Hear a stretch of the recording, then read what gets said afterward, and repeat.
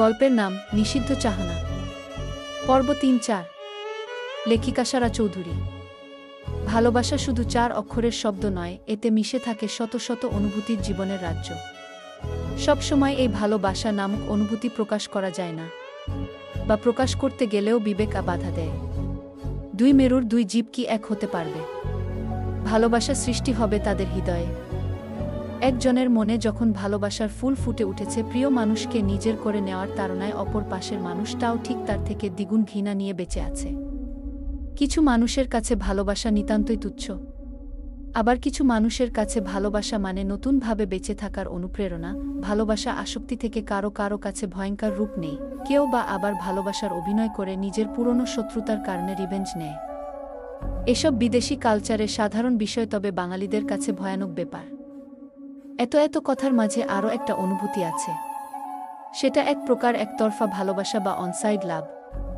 সবার মনে একটা ভালো থাকার অনুভূতি থাকে। দেখতে দেখতে কেটে গেছে ৩টা বছর, বদলে গেছে যাবতীয় সময়ের সব। চৌধুরী বাড়ির পরিস্থিতিও বদলে গেছে। যে ইলিয়াস চৌধুরীর কথায় পুরো চৌধুরী বাড়ির মানুষ কাঁপত, সেই ইলিয়াস চৌধুরী আজ বিছানা সজ্জায়। আগের মতো নেই চৌধুরী বাড়ির সাজসজ্জা। বাড়িটা কেমন মন মরা হয়ে গেছে। প্রায় ২ বছর আগে ঈশান বুনিয়ে কোম্পানির ৫-০ শেয়ার নিয়ে আলাদা হয়ে গেছে। এদিকে এতদিন সাদির সাথে কারোর যোগাযোগ ছিল না, হঠাৎ ১ সপ্তাহ আগে যোগাযোগ হয়। সাদি নিজের বাবার এমন করুণ কথা শুনে সাথে সাথে ২ দিনের মধ্যে কানাডার ভিসা রেডি করে দেয়। সেই ছোট্ট পিহু এখন ১৮ বছরের যুবতী।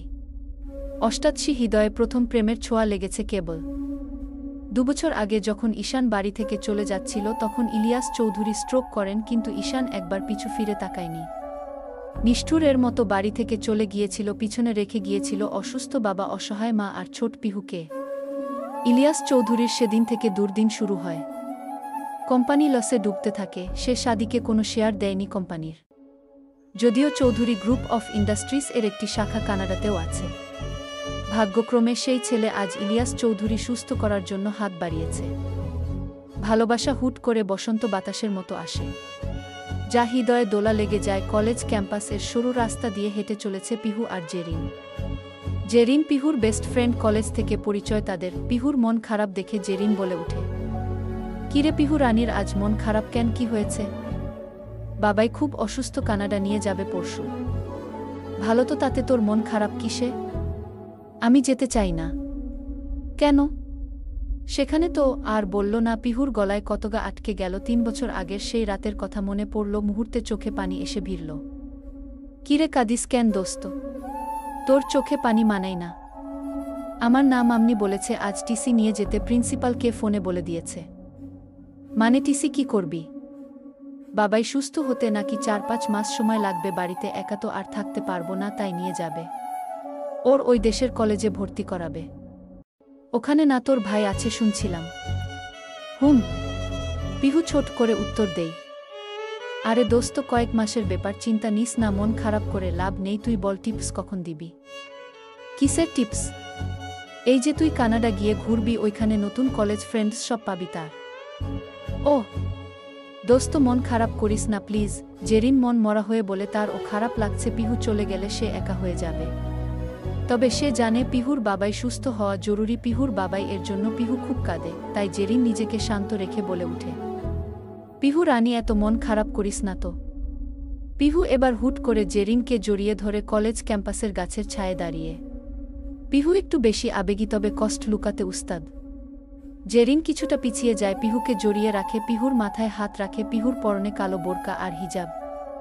পিহু কাঁদতে কাঁদতে বলে উঠে, আমি তোকে আর নাবিল ভাইকে ছাড়া থাকতে পারবো না দোস্ত, আমার দম বন্ধ হয়ে যাবে। জেরিন পিহুকে একটু হাসানোর জন্য বলে, ওহ তাইলে এই ব্যাপার। পিহু রানী নাবিল্লা রে মিচ করছে আমাকে না। পিহু এবার মুখ উঠিয়ে মুহূর্তেই রাগী ভাব নিয়ে বলে, আমি তোর সাথে মজা করছি।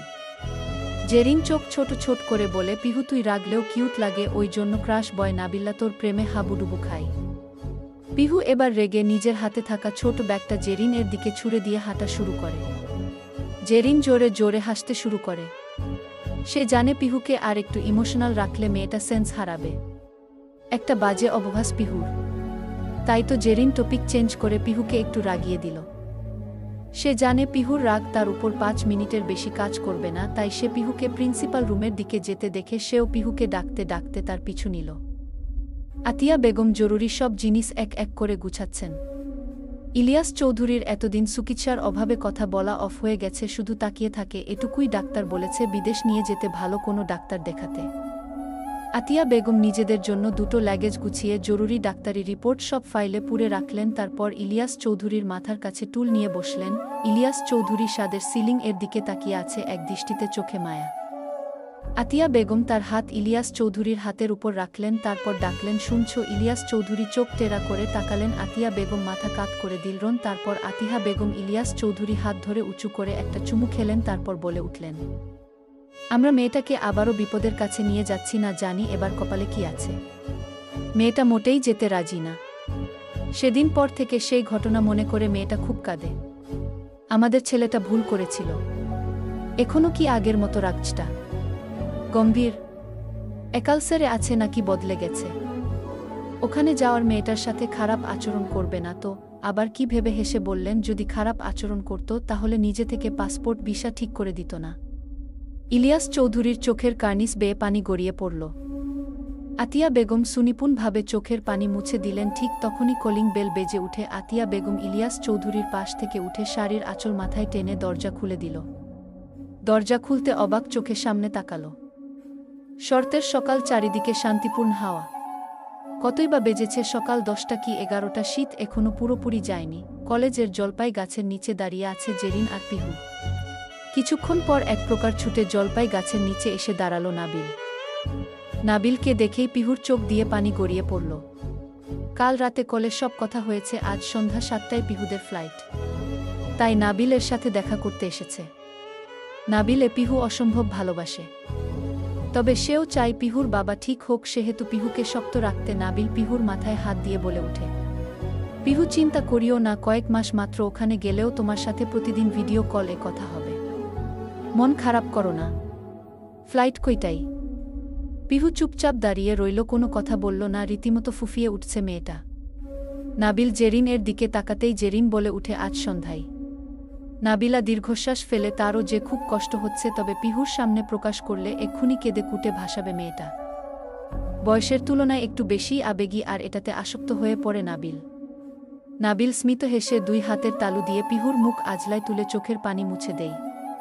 তারপর বলে, পিহু তুমি কিন্তু স্ট্রং গার্ল, তোমার বাবাই এর জন্য এই কয়েক মাস একটু কষ্ট করো। পিহু নাবিল এর দিকে মুখ তুলে তাকায়, হামলে পড়ে নাবিলের বুকে। নাবিল টাল সামলে এক পা পিছিয়ে যায়। বেশ কিছুক্ষণ কাদার পর পিহু মুখ তুলে। নাবিল মুচকি হাসি দিয়ে একটা গিফট পিহুর দিকে বাড়িয়ে দেয়। পিহু হাতে নেয়, খুলে দেখে একটা মোবাইল।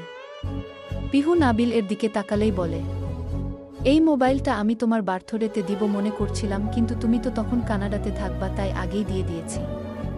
এতে তোমার আর আমার অনেক স্মৃতি আছে, মন খারাপ লাগলে দেখবা, মন ভালো হয়ে যাবে। নাবিল তারপর জেরিন এর দিকে তাকিয়ে বলে, বনু তুমি সন্ধ্যা অবধি ওর সাথে থাকিও, আমি আঙ্কেলকে বলে দিব।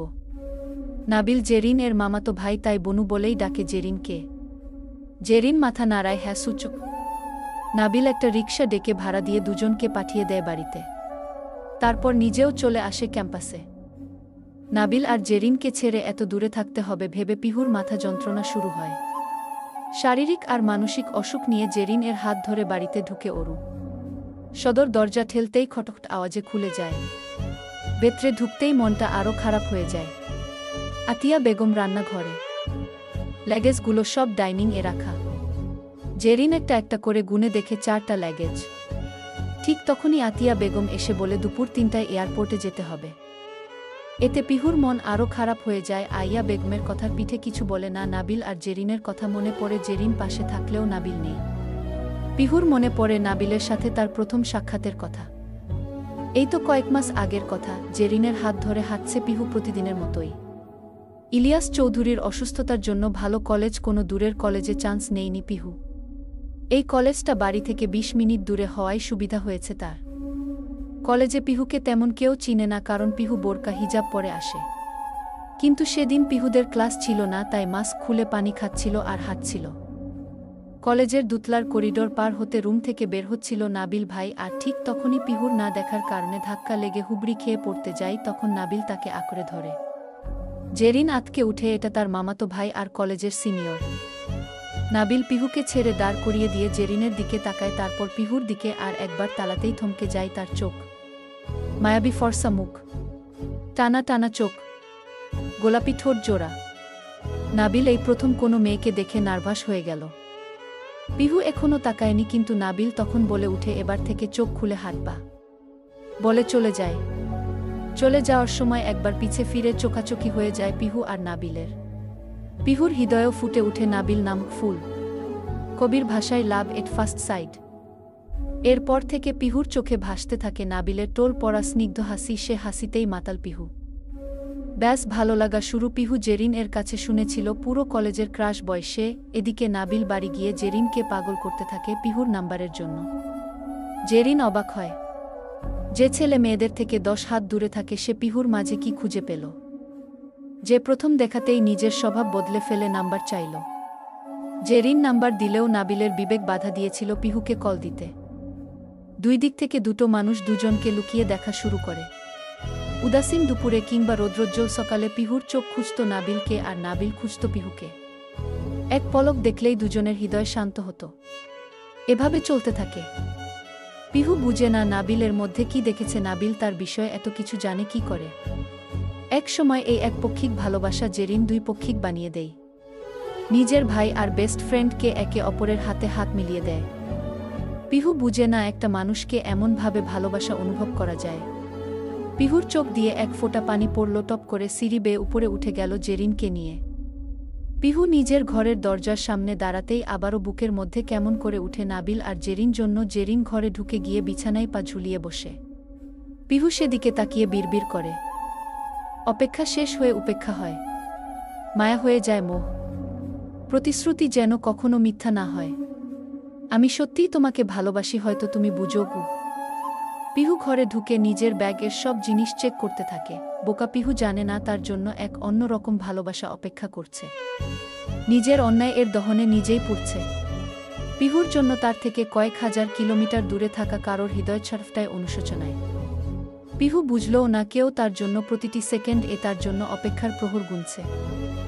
গল্পটা কেমন লাগলো অবশ্যই জানাবেন, আর একটা কমেন্ট করে যাইতে ভুলবেন না।